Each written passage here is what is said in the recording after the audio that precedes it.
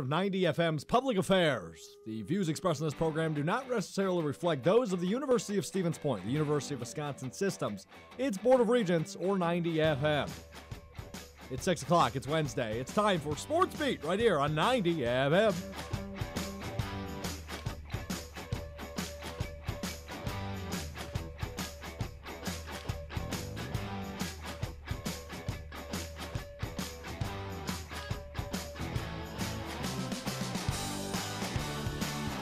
Oh, yeah, baby. It's Wednesday. It's 6 o'clock. It's the home of Trivia 5-0 next weekend. 9 days away, ladies and gentlemen. Your calendars have been marked for months for the 50th anniversary of the world's largest trivia contest, and we are in the single digits. Can't wait. What is going on, ladies and gentlemen? My name is Alex Strofe, the sports director here at 90 FM, and we've got so much to get to. I've got my boys in the studio. We've got Mr. Malik Jackson. Yo, yo, yo, yo, yo, yo, yo. How we doing, my friend? I'm doing good. As you can see, the beard is gone, guys. Yeah, you're down to a mustache. I'm down to a mustache. Malik. Adam Eaton, he kind of gave me a little bit of a push to just go out and do it. And I have also, no idea who that is. Oh, he plays for the Nats. He rocks the mustache only. So a baseball player you've never met gave you a push to get a mustache. I mean, his mustache is pretty amazing. You might want to pull it up. But actually, is your mustache amazing? It is. Not yet. Obviously, we're on the radio, so all of you watching at home the podcast can look on YouTube in a couple days. But it also is in regards to the Washington Capitals and their playoff run. So I'm going to have a fresh beard, and hopefully they can win the cup. And then after the cup, I can cut my beard again. So there you go. All right. And you're taking that thing all the way to the cup? Well, whenever the Caps get put out. They're not getting to the cup. Okay. We're not talking hockey right now. We got a lot of other things to talk about, and I haven't even introduced the other guy in the room. Ovechkin scored 50 goals, by the way. I just wanted to put that out there. Congrats to the grade 8. We are joined. You know, Jake, I'm switching it up for you, my friend. Jake Senholz in the room this week. There you go, Jake. It's been a while. It's been a while since I've heard that. Yeah, it's been a while. You get the booze. I'm gonna give you a complimentary boo anyway. All right, ladies and gentlemen, huge show for you this week. We're into the Final Four this weekend in the NCAA tournament. We've got WrestleMania, the one and only time all year. We talk wrestling on the show is this week. We talked a little bit last week, but we'll be joined by our boy Rashad later in the show to discuss all things WrestleMania. At this time last year, we actually had Hornswoggle on the program to preview WrestleMania, but he was unavailable this year, unfortunately. He's going out to New York. He's wrestling Scott Steiner, I believe, in an indie match, but that's totally beside the point. And, of course, we've got some business to take care of right off the bat.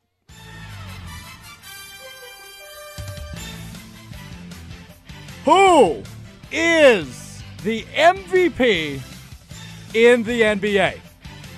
Is it from the Milwaukee Bucks at 6'11"? From Athens, Greece, number 34, Giannis Antetokounmpo? Or from Arizona State University, coming in at 6'5", wearing jersey number 13, the bearded one, James Harden? So, let's discuss. Malik, who's the MVP in the NBA? We're about, 3 or 4 games out from the end of the regular season. Yeah. The MVP race is a wrap. Who wins? I think this is going to be one of the tightest races that we've ever seen. I mean, you can go back to one of the races with Steve Nash and Shaquille O'Neal when Steve Nash won his second MVP, the back-to-back one. Yeah. That was one of the closest margin of differential in votes. I think it was like 23 votes or something like that. But it was crazy. It's going to be crazy close. I think that James Harden wins it. I know that this is going to be a close race, but just when you look at everything that James Harden has done this year, I mean, being second to last in the Western Conference, 15 7 games in. Oh, 15 games in. It was 15 games in. Okay. And then after that, he goes on a tremendous streak, averaging over 35 points a game. And he's still averaging over 36 points per game this year.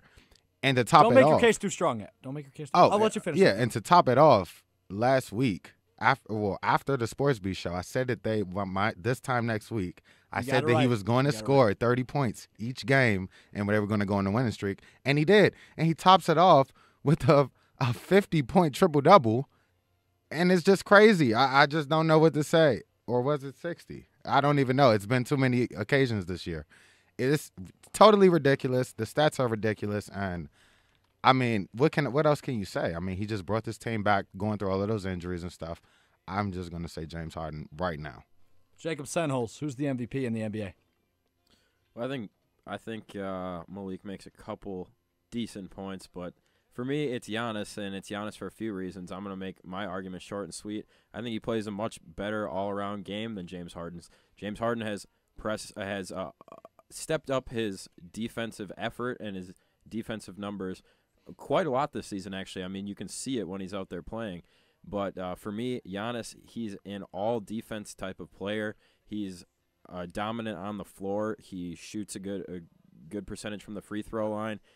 He can do literally everything like that, and he elevates the rest of his team. Not saying that James Harden doesn't, but I think Giannis just does it in a way that's like incomparable to almost anybody else right there, almost like what LeBron used to do. And for me, scoring's impressive. Scoring is obviously important, but you can't base an MVP just off your ability to score. I mean, look at Devin Booker. Devin Booker has nights just like James Harden. I mean, he can put up 50, 60, 70 points on any night.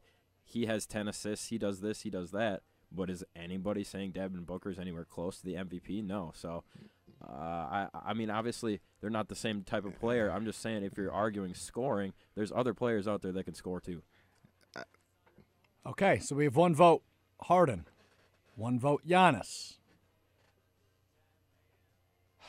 I'm so split. But just for debate's sake, Giannis Antetokounmpo wins the MVP. The Milwaukee Bucks, and of course credit is due to Mike Budenholzer. I mean, the guy brought this team to a level nobody thought was possible. After finishing, what'd they finish last year? Third or fourth in the Eastern Conference? Or no, they finished sixth, in the Eastern Conference. No, eighth. They finished eighth in the Eastern Conference because they played the Boston and Celtics. Yeah, they finished eighth. They slipped at the end of the year in the Eastern Conference last year. They were a better team than an eighth seed, but they still finished eighth regardless. They bring back essentially the same roster as last year.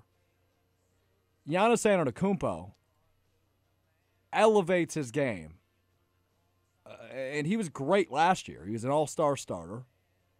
He was great. I mean, he was still in the MVP conversation, maybe not top 3, maybe not even top 5, but he was in the conversation a little bit. Hasn't gone up completely scoring-wise. He's only gone up about half a point per game.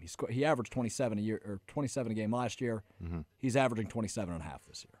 Mm-hmm. Rebounds, he's added 2.5. He's averaging 27.5 and 10.5 a game. He leads his team in the following categories: points per game, rebounds per game, assists per game, blocks per game, overall field goal percentage on the season, and, oh, wait a minute, the team he's leading holds the best record in the entire National Basketball Association. That's over. The team that has won 3 of the last 4 rings in the Golden State Warriors. The super team, 5 All-Stars in their starting lineup, Golden State. Giannis Antetokounmpo, an All-Star captain this year.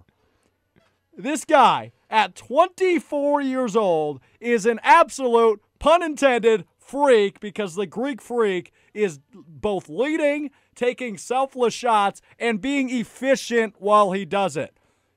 If you want to talk about 50-point triple-doubles, that's freaking impressive. I'm not saying it's not. You want to look at what James Harden did earlier in the season. How many games in a row was it? 31 games in a row, scoring 30 points or more? I think it was like 30. It was more than that, right? I think it was 31, 32. Might have been 34. I could be wrong. 34, 35. Somewhere in the low 30s range, scoring 30 points in a row. Absolutely impressive. Nobody's going to deny that. Against every team, he scored 30. Right. Every team in the league. But you look at points, you look at shots attempted, and that's not really a diss, but We're not going to sit here and act like Giannis Antetokounmpo's supporting staff is better than James Harden's supporting staff. Right, that's But that's my point right there. James Harden didn't have a supporting cast during the entire beginning of the season. You have Clint Capella out for about 2 months. You have Chris Paul out for about a month. But this is a team. This is a team that would win games without James Harden.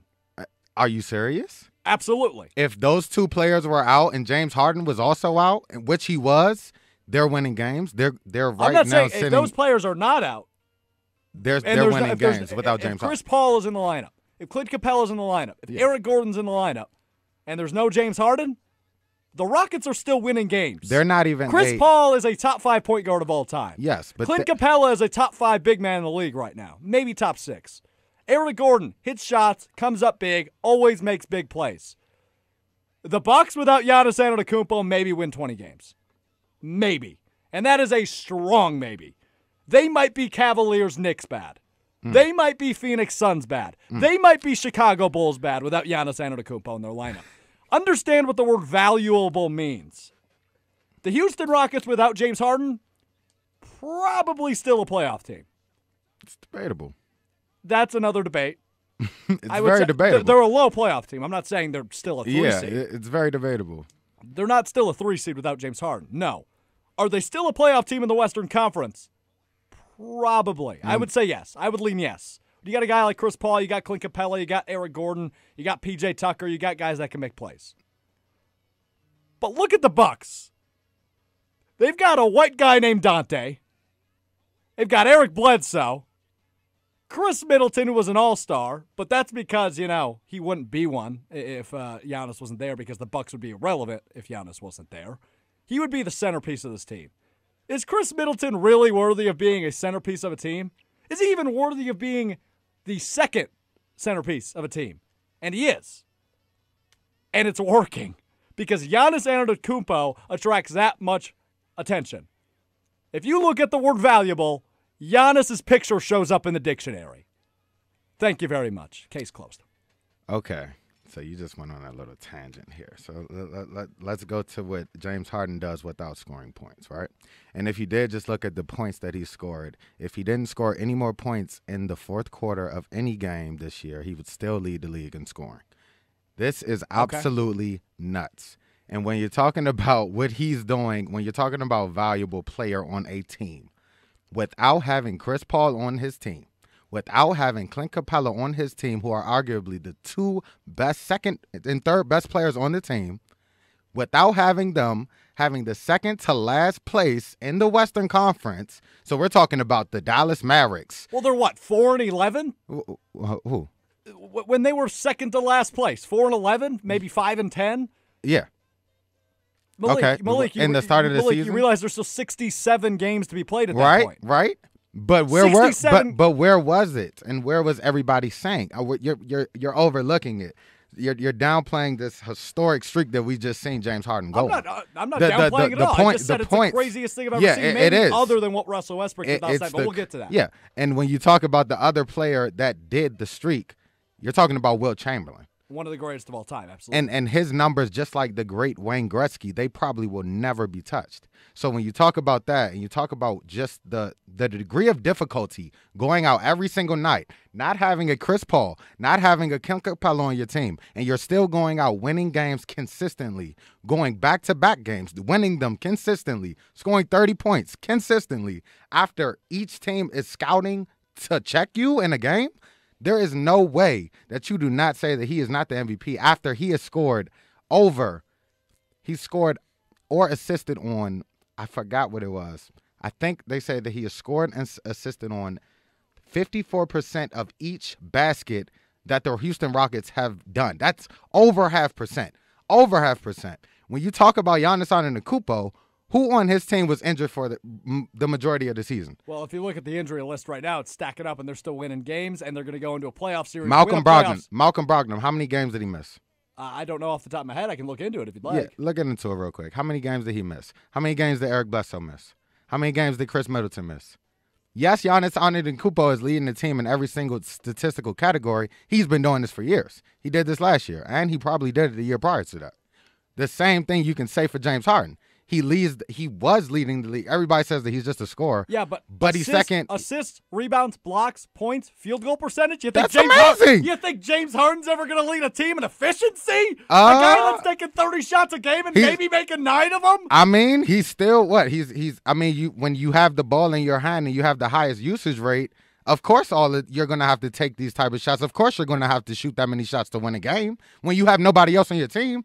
Chris Paul's on your team. He was injured. That's my point. He's not anymore. Yeah, he's not anymore, and they're winning games. And he's still putting up 30 points a game. That's my point. So what are you saying? He's doing it when he's there. When he isn't there, it's a consistent basis thing for James Harden. So because James Harden's a scorer. I'm not devaluing him. But he's not a passer. He's not a rebounder. But he's clearly not the most valuable player in the league. So he's not second in the league in steals right now. He's not leading the league in defensive. He's not leading the league in deflections for defensive players. What are you talking about? He's elevated his game every single year that he's been on the Houston Rockets, and every single year, everybody in the media or anybody in NBA, they try to downplay what he's doing. Nobody's down. No. People downplay James Harden by saying the statement that you just said. He takes excessive shots. Kobe Bryant did. Michael Jordan did. Sure. They put up 30 shots a game. Sure. And nobody ever downplayed them, maybe because they win championships, which I said last time on the show when James Harden actually wins a championship and his postseason, his play in the postseason is, it's skeptical. But I mean, that doesn't come into play. Yeah, it doesn't come into play when you talk about the regular season MVP. But when you talk about a player who took his team from second to last in the Western Conference to nobody even thinking that they were going to be in the playoffs this year. Well, I take that back. People thought that they were going to make Everybody the playoffs. thought they were going to have the 2 Yeah, but not in the beginning of the season. It was like we said. Nobody thought they were going to miss the playoffs. Everybody knew they'd turn it around. But to be third, tied for third to Portland, I believe. Portland's third, I believe. They're tied with them right now. I think it's 49-49 in the win column, which is just crazy. We're about to have 50. The Rockets are about to have 50 wins on the year. James Harden, if it wasn't for him, I don't even think that the Rockets will win close to 45 or 40 games if James Harden wasn't there. Rockets are 50-28. Trailblazers are 49-28. So Rockets stand alone in third place right now. Oh, because they played one more game. They have 4 games remaining. Trailblazers have 5. Yeah, but like I said, I'm not, and you can't discredit what Giannis is doing. I mean, the field goal percentage that he's shooting, and then that's another thing. Giannis, you can't tell Giannis to go out there and shoot 30 shots because he can't shoot threes consistently at a higher basis. And if he does shoot threes, he will be an insufficient scorer from the three. He can't make threes consistently like James Harden. James Harden went he hit 7 threes yesterday out of 12 attempts. So when you talk about an efficiency basis, yeah, James Harden went out and shot 19 threes and made 1. That is a crazy, crazy, crazy night shooting wise. But when there's nobody else on your team to shoot the threes at a higher base rate as him, why not go out there and shoot those shots? And he still gets 30 points. So it's like you have people out here that could take 40 shots a game, and in a whole entire week span, they might not even get 60 points in a week. He gets 60 points in one game and gets 11 rebounds and then like 15 assists too. So it's like, come on, man. It's a crazy debate. James Harden, he has elevated his game consistently since he's been on the Rockets. Since he has been on the Rockets since 2012, they have made the playoffs every single year. They have not decreased. It doesn't matter who's injured during the season. James Harden consistently brings the Rockets up, and they're in playoff contention. They've been to the Western Conference Finals twice.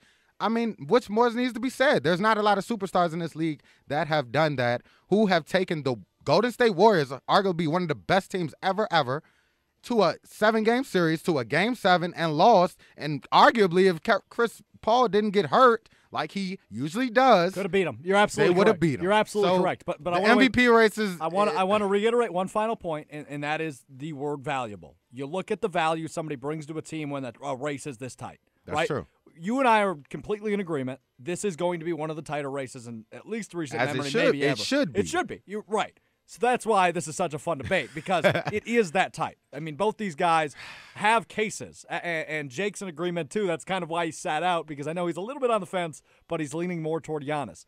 The voters, of course, are going to want to run with a narrative. Is it a 24-year-old guy that came over from Greece 5 years ago and has bulked up, whatever it is, 80 pounds, has become one of the best dunkers in the league and an unstoppable force at 6'11"? Yeah. Or is it going to be a guy with the aforementioned historic streak, But I think if you look at a value, you look at a team that went from 8th to 1st. You look at a guy that went from an all-star starter and the year before wasn't even an all-star to a guy that became an all-star captain, 4th in the league for points per game, leading his team in just about every major statistical category. That's true. If you look at value, Giannis absolutely has it. Malik, nice stuff. That was fun. Of course.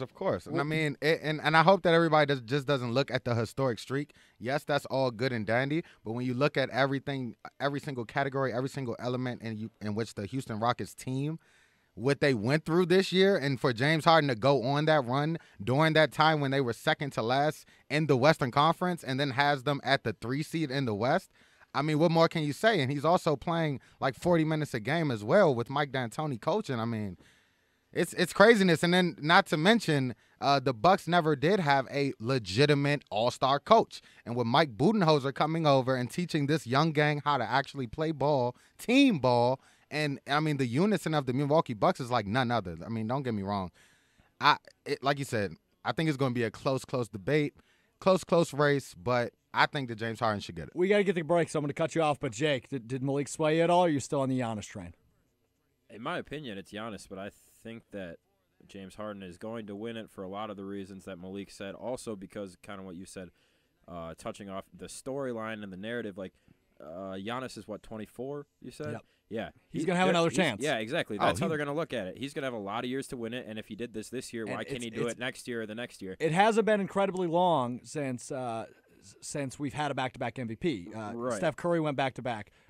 But it's only been done 3 times, so I guess 6 of the MVPs in the last 20 years have been back-to-back. There's a narrative that, the voters don't like back-to-back MVPs. Nash did it, Bryant did it, and, of course, Curry did it a few years ago. Well, and like Malik kind of said, too, he has gotten, quote-unquote, screwed out of MVPs in previous years, beaten out by guys like Russell and other guys that obviously did deserve it, Steph, but you could argue the same thing this year. You could have argued for Harden. So I think that's why he's going to get the voters' sympathy. And not only sympathy, I mean, he does deserve it. If Giannis wasn't doing this, there would be no debate, right? So, I mean, he does deserve it, if not for Giannis. So I think he's going to get it. But if I was voting, I'd vote Giannis. Good stuff. We're going to take our first time out at Senholes. It's Jackson's Trophy. It's Sports Beat. On the other end, I want to touch on Russell Westbrook real quick, staying in the NBA when we come back. But then we're going to preview the Final Four. It's not one we expected, that's for sure. You're listening to Sports Beat. 90 FM Red Hot Chili Peppers.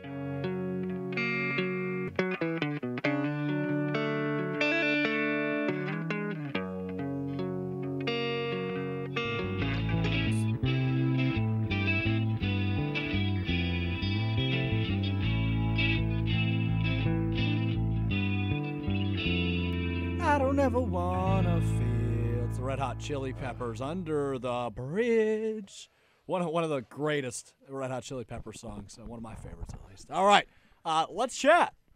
So we just had a quick talk off the air, and I just want to mention it because I think it's entertaining going off what we just mentioned on air, and that is that we do not want. Excuse me for a minute.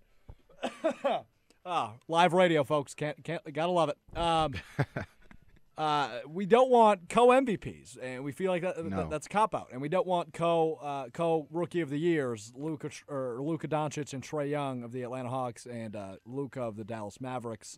We want straight-up winners, and that's been a lot of the narrative recently surrounding some of the NBA regular season awards. But real quick, I did say this on the other side, that I want to talk quickly just about Russell Westbrook. He had 20 points, 21 assists. Oh, jeez. Live radio. 20 rebounds last night against the Lakers in a 119-103 win. First time that's been done in 51 years. Last guy to do it was Wilt Chamberlain. Stud. A 2020 game. How unbelievable is that? I mean, first of all, for him to even average a triple-double in a season is out of its world. 3 straight years. 3 straight years, guys. And to go out and get 20 assists. Sorry to interrupt you, but he needed 14 rebounds last night to average a triple-double for the 3rd straight season. He went ahead and messed around and grabbed 20 of them. Sorry. Yeah, and I'm so glad that he did. He was really close to the late rapper Nipsey Hussle. May he rest in peace. So he went out and got 20 points, 20 rebounds, and 20 assists.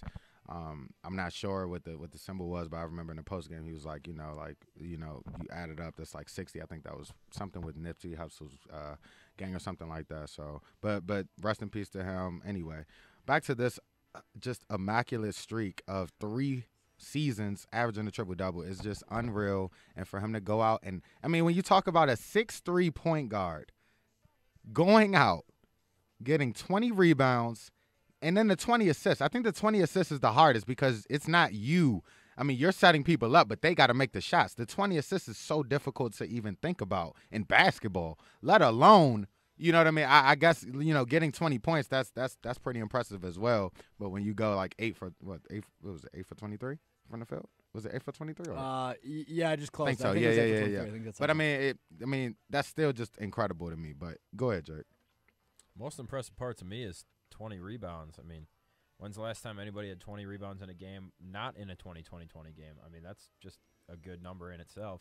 And Andre Drummond does it often, I think. Yeah, but yeah, other than a point guard doing point that? guard, So Now you must acquire What is happening? I'm not sure. All right, We'll continue. just talk right through it. So besides guys like Andre Drummond, I'm sure DeAndre Jordan or somebody like that has done it in the past as well. But still, True. For a guy with just the stature of Russell Westbrook to accomplish something like that. And the other part of it that's impressive is 20 assists. I mean, your teammates got to be on for the night too in order for you to get those assists. They got to put it in the hoop. So for sure. I mean, that's takes an all-around team effort as well to rack up that many assists. So good for Russ. I mean, just another cool stat line that he's added to his resume and another moment in history for him. Yeah, he is, as you guys are well aware, my favorite player in the NBA. I mean, when you see a guy with that much passion, that much hustle, and to put up those results, I mean, he's the most explosive player maybe we've ever seen in the NBA. Yes. That guy looks like the rim. He looks like he wants to murder the rim every time he goes near it, and it is truly remarkable. I mean, that's the best way I can put it. It's unbelievable what he's been able to do. Let's switch gears now to college basketball, as we've got about, I don't know, I'll give us about 12 minutes before we got to take our last break.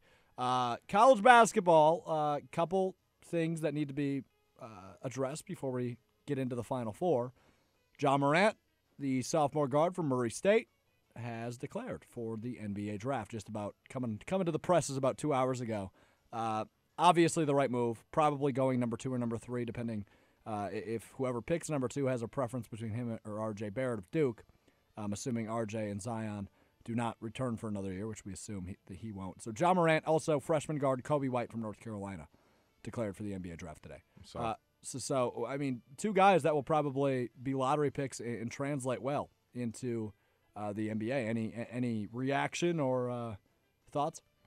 It's just it's fun for me to watch every March how March literally makes stars and it boosts these guys. Kobe White, being a great exactly. example. It boosts these guys into NBA. I don't want to say stardom right away, but in a position to be drafted high, and people are noticing you right away coming into the NBA. Where these same guys, without those opportunities in March, without those deeper runs, I mean, they might not be a second round guy. So it affects their money, it affects their fame, but it also affects what the team expects out of them. You know, you have a great March, your fan base and your coaching staff, your teammates, everybody's going to expect you now to come in, perform right away. I think a guy like Ja Morant not going to have a problem doing that. Kobe White either, but it's just, I mean, you saw it with Steph. You've seen it with other guys too, where just March really, really makes them. Yeah. I think that this is good for both of them. I personally don't think that those two will actually be better than Carson Edwards. I think that Carson Edwards is going to be a heck of an NBA player. I know that they have a lot of hype just because of their names, but when you talk about all-around play and just going out and having that dog mentality, kind of like Russell Westbrook, I saw that in Carson Edwards, and I also saw it in Stephen Curry. What about Ja Morant? Ja Morant has it as well, though. That he bounced. He's something special. Yes, he's really something special. So I'm really eager to see like where they go in the draft, which teams they go to, because really depending on which team you go to, it sort of shows how they're going to elevate their game in the NBA. I mean, you got Trae Young going to the Hawks. You know, that's a place where he has to elevate his game to a higher level. Even Luka.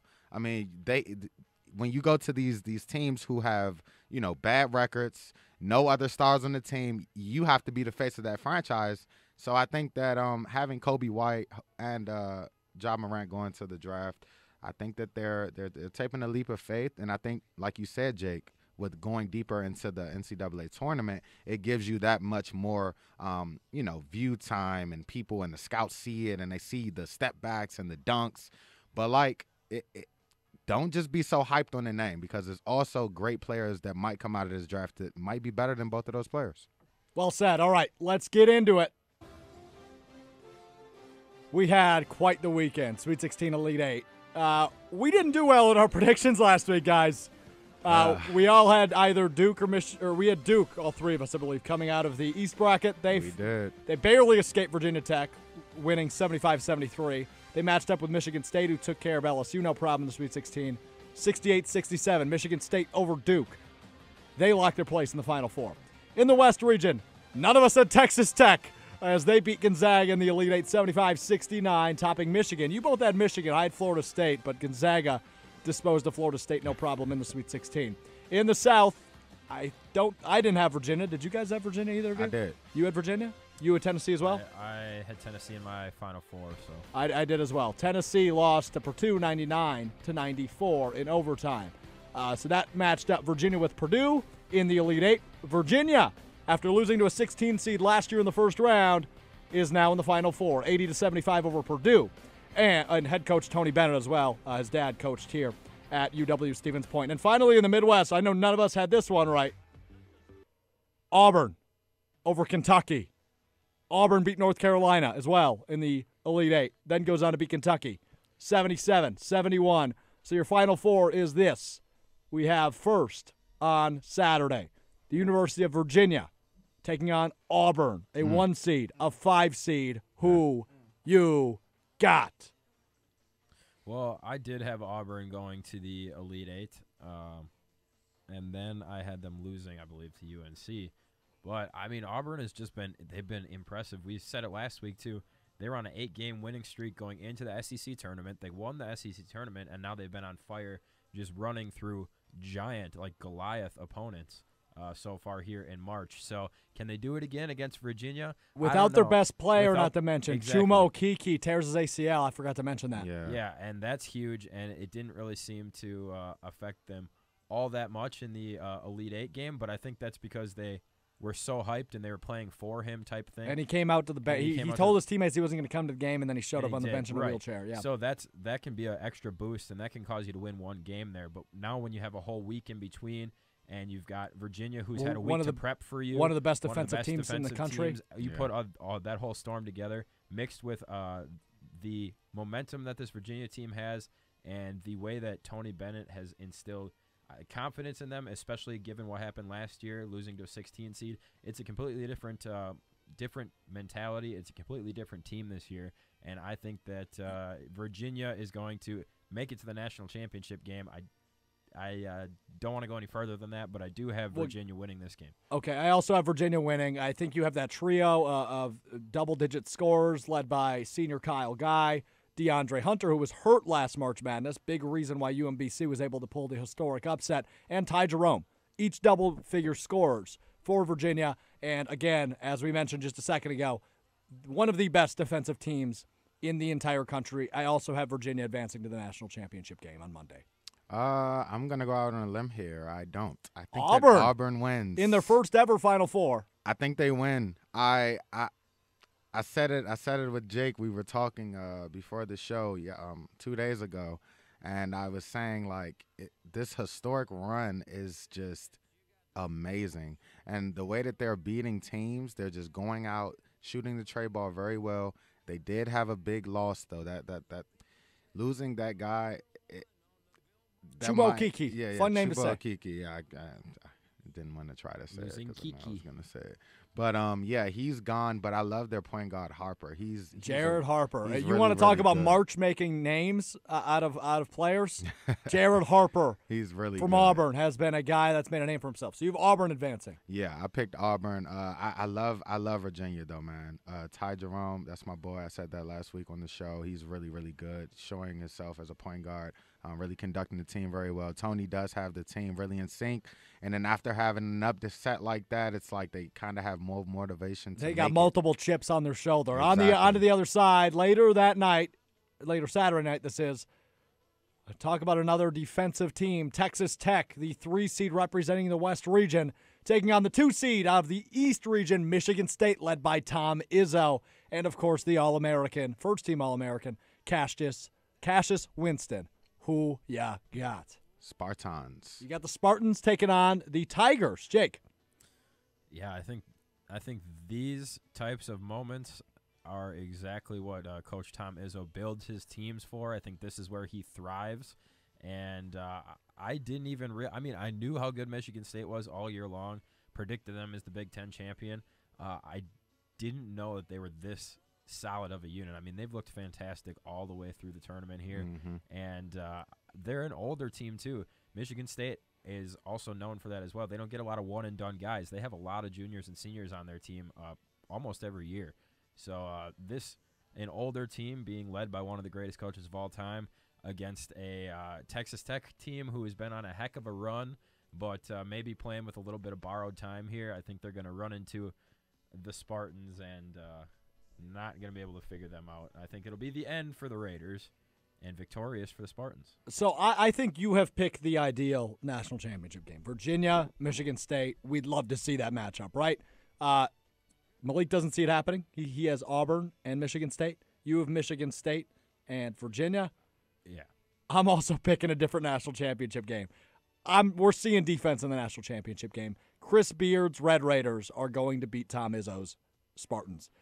You look at Jarrett Culver, another guy who's made such a name for himself this March. He's really good. Absolutely phenomenal. You've got Davide Moretti, who's been also not pretty, but really solid both defensively and offensively. Tariq Owens, who has been really not maybe the best scorer, but he's been huge in big moments as well, both on the boards and defensively. The Red Raiders and the Cavaliers both ranked top 3 in the nation in defense. I think we have a defensive national championship game. I'm going Texas Tech and Virginia. I think that game will be the better game between Texas Tech and Michigan State. I think it'll be the better, more exciting game. I think they're both going to be great. I think these are going to be really good games this weekend. I think that matchup is going to be really fun. I just think straight up for me, I think the better teams are going to advance, and right now the better team for me, even though Texas Tech is playing very, very well, I think the better team all season long, the better athletes, more all-around team is Michigan State. Totally fair. I could definitely see it going that way. I could see me getting both of these wrong, and I'd be completely fine with it because I like the weird Final Four. I didn't want the expected Duke, Tennessee, North Carolina, Michigan, which is pretty much what everybody picked, including me. I had 3 of those 4. Zion being out allows for other storylines and other opportunities for other players it's fun. as well. It's very fun. I'm totally with you. Of the game. And I love it. So let's each pick the winner of our national championship games. We all have different ones. Jake, reminder, you have Virginia and Michigan State. Yeah. This is tough for me. I want to see Virginia do it, I think, but my gut is telling me to go with Michigan State. I think that, like I said, once Tom Izzo gets here, he's very scary, and he's got a good track record in his Final Fours. So I think I'm going to go with Michigan State. Michigan State, national champions for Jake. Yeah, I'm going with Michigan State as well. Winston is just a stud. He knows how to conduct. He's a great playmaker, floor general. I think he's going to be the best player in the Final Four. And he's going to also be the best player in the championship game. I've thought about this a lot, so I'm just going to make a gut decision because I don't know who's going to win. I think we have, like I mentioned, folks, the defensive national championship game. I think Texas Tech and Virginia are the 2 best teams remaining. I really, really do. Maybe Texas Tech doesn't have the star power that Jake mentioned, the athleticism like Michigan State, but they do have the defense. That's true. And I do see them putting the clamps on guys like Matt McQuaid and Cassius Winston. If they advance, I think they have a really good shot, but I'm not picking against Tony Bennett again. He has won me over time and time again. We went to the same middle school. I've got a heart for him, man. So give me Virginia to win it all after – that would be the best storyline. Yeah, that would be amazing. The first 1 seed to lose to a 16 seed a year later wins the national championship. I see it happening. Kyle Guy has been so darn good for Virginia. I think Virginia. They think Michigan State. That's our NCAA preview. Rashad Chambers is going to join me and Jake on the other side. Malik, much love. We'll get you on at the end for this time next week. For sure. Because you know nothing, Malik. He's not a wrestling guy. We got a WrestleMania preview. I love John Cena. Is he still wrestling? I don't think he's No. fighting this weekend, but he Oh, might. We'll get to okay. that. We'll get to that. Well. WrestleMania preview on the other side. You are listening to Sports Beat on 89.9 WWSP Stevens Point.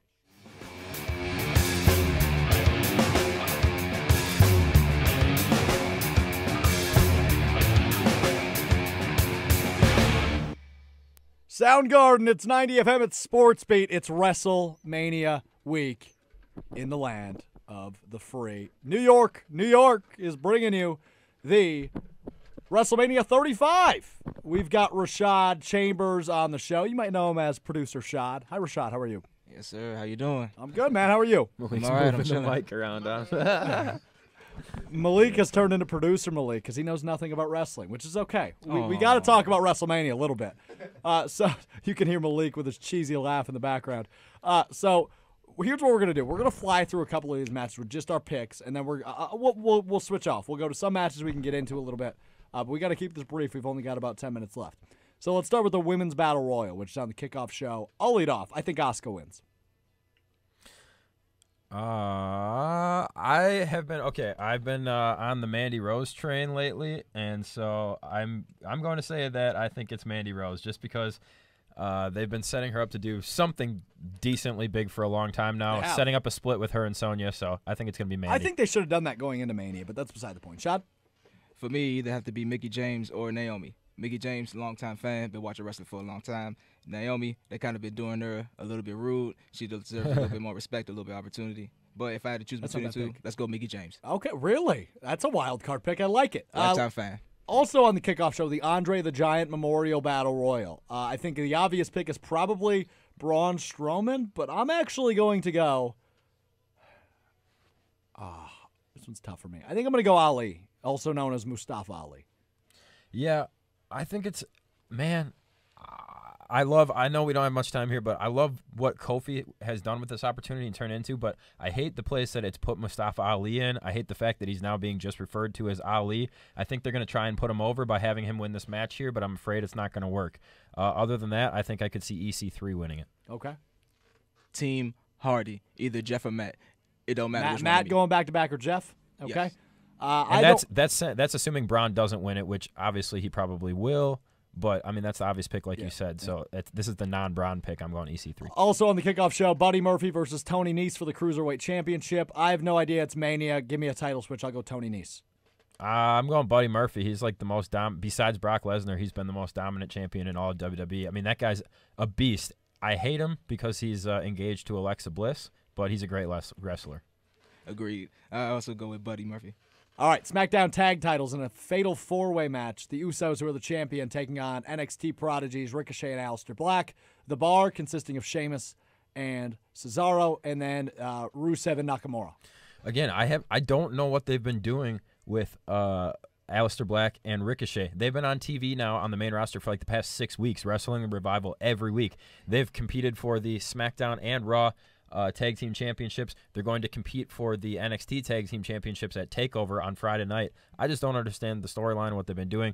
Usos are going to retain. Usos are going to retain. Follow up with he just said, you know how WWE always picks the favorite team that they have to overpower everybody else. Right. Maybe they go in another direction with that team. Oh, this one's tough for me. I think I'll also go Usos. I think that's the correct pick. In Kurt Angle's farewell match, he's allegedly taking on Baron Corbin. Do we see an opponent switch, or do you think it is going to be Baron Corbin? I think it's going to be Baron Corbin, and Angle's winning, obviously. We don't even need to pick it. Angle's winning. I think that Corbin's been getting a lot of hate, and that's necessary hate. He's a great heel. He is. I think it's a good storyline, and Kurt's going to win. If you've watched Kurt the last few weeks on TV, he's looked rough, man. And they've made excuses for him to not actually wrestle these many matches he's been supposed to have been wrestling over the past few weeks. So I think Kurt Isn't he is still the going to general win, manager of Raw? No, he Not hasn't anymore. been for a long time. Ooh, okay. I see what they're going in this direction. Yeah, Kurt automatically wins. Yeah, it's his farewell match. Miz versus Shane. Things kind of took a head last night on SmackDown. The Miz wins, right? In a Falls Count Anywhere match, by the way. The Miz is babyface right now, so I could see him losing just to put Miz over even more. So I don't know. I'm going to take the unexpected pick. I'm going to say a heel Shane somehow defeats The Miz. Oh. I don't take Shane because he's old. I don't care what the WWE, how they inscript that. I'm going with The Miz. Good stuff. Women's tag match. Sasha Banks and Bayley, who are the current champions, in a 4-way match. The Iconics, Beth Phoenix and Natalya, and then Nia Jax and Tamina. Oh, man, I wish we had more time to talk about this. I also hate what they're doing with this match. It should be like the 4 Worlds match where there should be an NXT tag team in there, preferably Io Shirai and Kairi Sane, instead of boring and more boring in Nia and Tamina. But these are brand new titles, the women's tag titles. I think that they're going to stay on Sasha and Bayley for a long time. You've got to establish importance with these titles, and by having them retain, they're the top women's stars, so I think they're going to retain.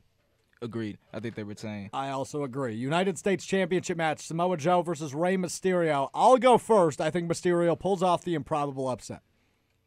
I also think that Mysterio is, not only is it a tiny bit of a reward for coming back and everybody's going to want him to win, I think it's going to set up a good feud going into summer with Samoa Joe and Rey Mysterio, where the title will probably bounce back and forth, but I'd see Rey winning it at Mania.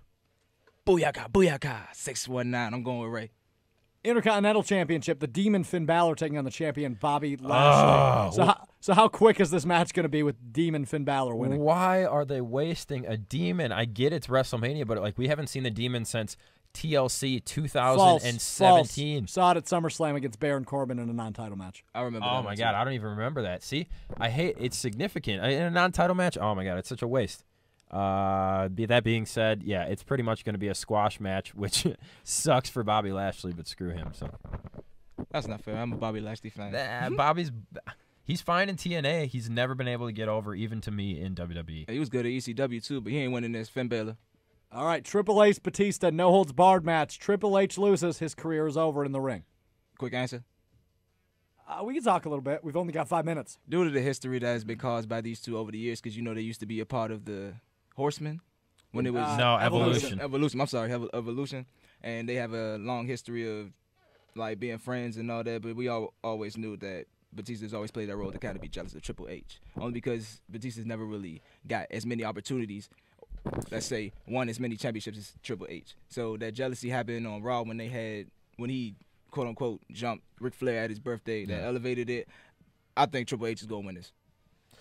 Batista has won 6 World Heavyweight Championships. He's pinned Triple H 3 times for those 6 championships. So that's the main storyline going into this. I think Triple H goes over because Triple H loves putting himself over, and you're not going to have a part-time Batista come back and then beat Triple H and then have to have this Triple H retire storyline. I just don't really see that happening unless Batista plans on sticking around for another 6 months, which could also happen. He's going back to Guardians of the Galaxy. Yeah, so I don't know. Like I said, Triple H likes to put himself over, so I'm picking Triple H. Triple H, Ric Flair gets involved and helps him win. AJ Styles, Randy Orton. This will be a fun match. I take Styles. Yeah, AJ as well. Randy's always a guy who can afford to eat a loss, and it never makes a difference. But what's some great tensions flaring in the storyline? This was well done. Oh yeah, this has been great, and it started all the way back. Well, I don't know if it started then, but it was really had a turning point about 5 weeks ago in a gauntlet match when Randy Orton came out with like 30 seconds left and just RKO'd Styles out of nowhere, and it's kind of taken off since there. I think it's going to be a great match. This is a new rivalry that started. I'm loving it, but I'm going with Randy Orton. Okay. Roman Reigns, Drew McIntyre. Roman Reigns is winning, obviously. Roman Reigns. His first, I believe, his first singles match since he's returned from leukemia. Yep. Since he's been in remission. He had one match on Raw. Was it a singles match? Yes, I believe he beat the crap out of Baron Corbin. Oh, okay. That must have been a quick match. Yeah, it was like the week after he came back. It was the week after they did the Shield thing, actually. Either way, it doesn't matter. We've got a minute for each of these, so let's. We've got 3 I'm left. picking Roman. We've got a minute each. Universal Championship: Brock Lesnar, the champion, versus Seth Rollins. Man, if it's not Seth, I'd give up. So I'm going Seth. I'm going Brock Lesnar. I'm really split on this one. I think I'm also going to go Brock Lesnar. I really am. I don't. They did it last year. Everybody thought that was the time Roman Reigns would become the champion, and it was not. They had to wait a few months. I think Brock wins. I really hope Seth does because I'm sick of Brock Lesnar, but we'll see. And finally, did I skip one? Oh, yeah, WWE Championship, Kofi versus the champion, D. Bryan. Man, everybody's silent on this one because nobody wants to say it, but I'm sorry. I'm two huge fans of both these people. Kofi's losing. Yeah, I would have to say Kofi's losing. Cole Walters, don't kill me, Mr. Walters. Mr. Kofi Walters on Twitter, but, dude, Kofi's losing. And if he doesn't, that would be awesome. I'd be so happy, but he will not have the title very long after WrestleMania. So Kofi was a part of the New Day, so he always had that type of fame with him, and plus he was the tag team champion. And when it comes to Daniel Bryan, he Mr. Yes, and well, I've got Kofi. They changed the title for Daniel Bryan, and they didn't change it to something like a spinner title where everybody could use it. They changed it to specifically something only he could have. So I just see him having the title for a long time. Okay. Winner take all. Ronda Rousey, the Raw champion. Charlotte Flair, the SmackDown champion. Also hate the fact that both titles are on the line in this match. Why is the SmackDown Women's title even have anything to do with this? Why? I'm not mad about it. They're unifying the titles. They should do the same thing with the tag team championships. Becky Lynch, the third competitor. I agree. I got Becky. No, we can have this debate another time, but it's a terrible opportunity or terrible idea to unify the titles. Takes away opportunities for the women's roster, which is ever expanding. So, no, I hate the idea. Yes, I think Becky's going to win. Let's go, Ronda. Wow, Ronda Rousey. Hold on, Malik's got something. Give him a mic. Hold up. All right, hold on. Is this on me? No, okay. It's oh, not sorry. Yet. You just dropped something. Oh, well, guys, this time next week, I'm sorry because we don't have time for it. This time next week, the Montreal Canadiens will be the last wildcard team in the NHL playoffs, which we're about to start. And shout out to Ovechkin. He will be the oldest player to score 55 goals. Oh, I'm sorry. Ronda Rousey. I picked Ronda. Come on now. Can't go against Ronda. Sorry. Rashad Chambers, thank you. No problem. Thanks for having me. Jake Senos, thank you. Malik Jackson, thank you. This has been Sports Beat 90 FM. Enjoy your main. Hey, watch TakeOver too. Not enough people watch NXT TakeOver. The wrestling's amazing. Watch NXT. For the weekend. Enjoy Follow yourself. us on Twitter. I'm going to Tennessee. I will be, if anybody cares, I'll be covering the NASCAR race from Bristol, Tennessee all weekend. I'm taking off right now. Love you. Follow Bye. me on Instagram. What's your Instagram? What? Alex, what is your stuff, bro? You may find vendors that can provide you with Oh my God. baked goods, hot coffee, and breakfast. Hold on. Sorry, guys. This is the Sports Beat bloopers, I guess. Listen, hold on, okay? Our very own winter market located at Come on, host. Look. I got nothing. What the hell just happened out here? I don't know what just happened. Hey. You can get me on Twitter at Sports by Malik. There you go. Hold on. Sorry. I had to. Check and see if your guys' argument's safe. Okay. Well, follow me at Sports by Malik. That is Alex. He's the host. Your only alternative. That's Jake. And this is Shop. And thanks, Noah, for everything. Peace!